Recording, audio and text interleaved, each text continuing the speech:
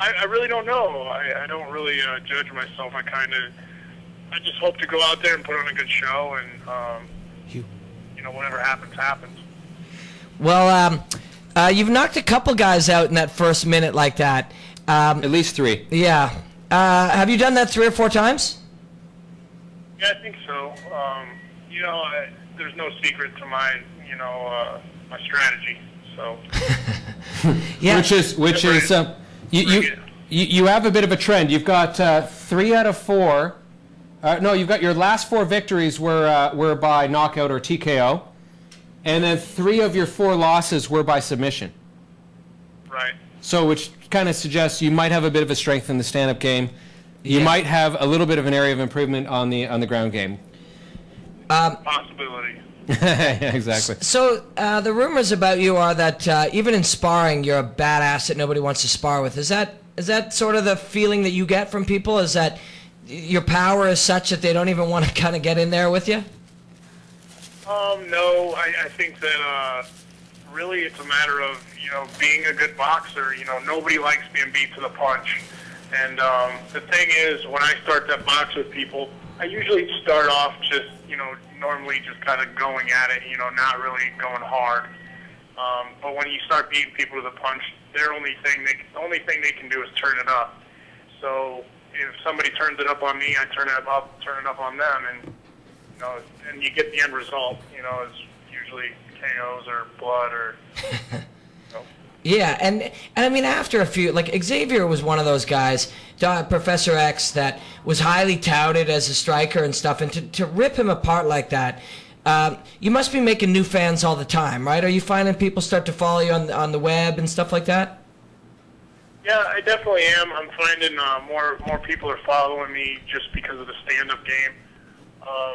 But I don't take anything away from the guy. I was definitely a little nervous about what he might come with the legs and the knees, or if he's going to come with elbows, or I was worried about his Thai game. Obviously, I didn't give him a chance to show that, but yeah, I was a little nervous about his Thai game. So yeah, you were kind of dilly-dallying a little bit, dragging out the entire fight for 37 seconds. 37 seconds. You really did give him a huge opportunity to show everybody what he's got on the Thai game. How did you prepare for his Thai? Did you bring in some specific guys, or was there people that you trained with? How did you try to prepare for that 8 weapons kind of thing? Well, actually, I think I really don't prepare for certain guys. I have my own training. I have my own thought process of the things I would like to do and what I would like to show. It really doesn't matter who you put in front of me. It doesn't matter what they do. Unless he does something that's just, phenomenal, I'm not going to train any different than I always do. One thing that I did pick up on a little bit more was my wrestling, just for, I think more for stamina and things like that. Yeah. But other than that, I didn't change much. When the opponent changed from Irvin to Xavier, I was like, and so, Yeah. I have the bodies. I have the bodies in the gym. I have the knowledge behind me in the gym, and I think that it just doesn't matter. We have such a great stable that the bodies are there, the athletes are there, and all I got to do is do what I do in the gym. Yeah. So how does it feel to send somebody to the unemployment line? Xavier was was cut by the UFC because of your actions. I didn't know that. I just actually heard that. Couldn't have been 20 minutes ago. I was on the internet on my computer, and somebody instant messaged that to me. I think that kind of happened with Eastman as well. I'm not really sure. Yeah, I think you finished him. You sent him packing too. Yeah, but I don't really feel bad about it. I guess it's the fact that it's who wants their job. Basically, I kind of knew if I would have lost to Xavier, they'd have probably cut me. Yeah, it's you or him, right? I mean, it's kill or be killed, right? So you feel good about sending him to the unemployment line? What you trying to say? I'm not going to say I feel good about it, but I will say that I don't think he was taking that fight very seriously. He was dancing around. I mean, what you saw at the fight when he came out was he did that basically all week. Just walked around all showy and dancing around, shaking his ass, and I was like, I was in there cutting weight, you know. Yeah. He's out. He made weight, like, I think he was on weight like the night before. Yeah. And I knew that he weighed in the morning, and he was already on weight, and I was like, I don't think this guy's taking it serious. Yeah, you knew you were going to be bigger then, right? Like you knew you'd have a weight and power advantage because you were cutting more, right? Yeah, I mean, I think I'm big for my weight class. He's definitely a very tall and lean guy, but I think I'm a beast, you know, for 185 pounds. What do you walk around at normally? 210? Well, shit, I'll tell you what, man. I was already, like, after the fight and going out to eat and everything, I think I was already up to, like, 2.7. So by now, I'm probably about 210. Wow. Nice. Yeah, you know what? Like I'm in a gym all day, all the time, around people who are obsessed with fighting, and I hear your name a lot as the guy that people are digging, right? And liking to see fight. And the word knockout artist. Do you pride yourself on being a knockout artist? That's how people describe you. Not really. I think that the way I've been explaining it, you know, is like, if you think of your game in percentages, you know, maybe my jiu-jitsu game is 90%, maybe my wrestling is 80%, you know, maybe my Muay Thai is 100%. Yeah. I just think my boxing is, you know, up and above. I think it's 175%, you know.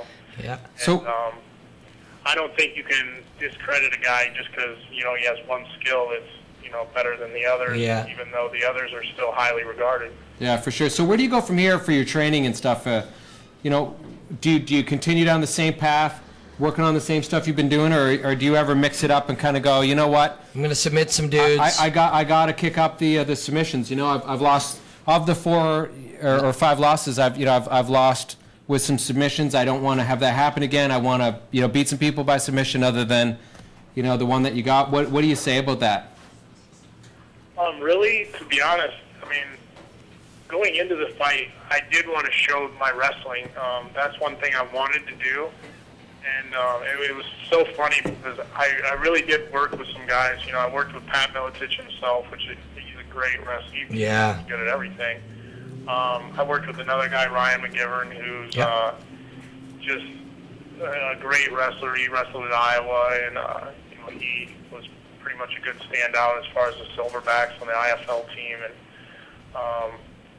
just really wanted to show those guys, like, I can take somebody down, you know, I can do it. Yeah. And it's so funny because I just walked out there and, you know, turned into the Massacre, and it was over, you know. Yeah. Wow. That must be a good feeling, though, like when you're looking, you know, you want to go and show what level that your ground game and your wrestling's got to, but you're so busy knocking guys the fuck out that you don't even have time to get there. Like, that's a good feeling, eh? Yeah, it is, because we always talk about, like, you know, everybody has their little comfort zone, you know. There's some guys that'll be like, oh, I'm a ground guy, so if you come at me, I'm just going to do this. Right. Well, you know, the fight starts on the feet, son. So if you can't get through my hands, you can't submit me. You know, it's just, that's all there is to it. What about, like, say you and Damian Maia fighting it out? Like, the plan obviously would be to knock his ass out before he could get it to the ground, right? Oh, definitely. But, you know, I think, again, if I'm in the right mindset, I think people would be surprised that I can grapple, you know. I can really do it. I just, it's not the fight that I want to fight if it's on the ground. Yeah. What were we going to say, Jonathan? I completely forgot because you made such a good point. Yeah, I know. I like this guy. I also, like, is this always your sort of personality? Like, you're laid back? It's like, yeah, I knock some guys out. Yeah, like, is this who you are all the time? Yeah, I think people, anybody who really knows me or is, you know, good friends with me, everybody knows I'm pretty laid back. I don't really say or do much, you know, as far as, like, I could be at the bar, some guy would be like, hey, you know, you're a fucking prick, and I'd be like, yeah, and I'd knock him out, you know. So I really don't say much back. There's nothing to be said. But if I have something to say, I have no hesitation in telling you what I think.